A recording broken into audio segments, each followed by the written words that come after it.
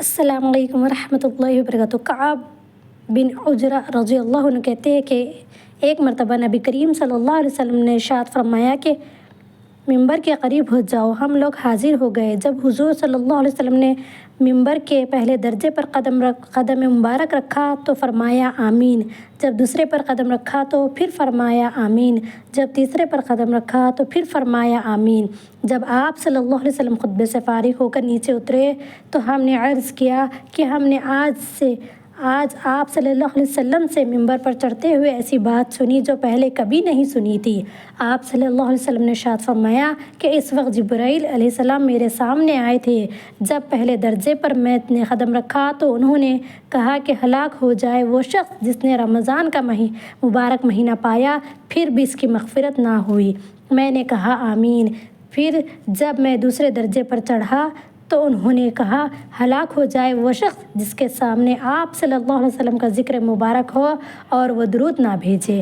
میں نے کہا آمین۔ جب میں تیسرے درجے پر چڑھا تو انہوں نے کہا ہلاک ہو جائے وہ شخص جس کے سامنے اس کے والدین یا ان میں سے کوئی ایک بڑھاپے کو پاوے اور وہ اس کو جنت میں داخل نہ کرائے۔ میں نے کہا آمین۔ اس حدیث میں حضرت جبرائیل علیہ السلام نے 3 بد دعائیں دی ہیں اور حضور اقدس صلی اللہ علیہ وسلم نے ان تینوں پر آمین فرمائی۔ اول، جس شخص پر رمضان المبارک کا مہینہ بھی اس طرح گزر جائے کہ اس کی بدعمالیوں اور کوتاہیوں کی وجہ سے وہ مغفرت سے محروم رہے تو اس کی مغفرت کے لیے کون سا وقت ہوگا اور اس کی ہلاکت میں کیا تعامل ہے۔ اور مغفرت کی صورت یہ ہے کہ رمضان المبارک کے جو کام یعنی روزہ، تراویح، ان کو نہایت اہتمام سے ادا کرنے کے بعد ہر وقت کثرت کے ساتھ اپنے گناہوں سے توبہ و استغفار کرے۔ دوسرا، وہ شخص جس کے لیے بد دعا کی گئی ہے کہ جس کے سامنے نبی کریم صلی اللہ علیہ وسلم کا ذکر مبارک ہو اور وہ درود نہ پڑھے، یعنی جب بھی نبی کریم صلی اللہ علیہ وسلم کا ذکر مبارک ہو تو سننے والوں پر درود شریف پڑھنا واجب ہے۔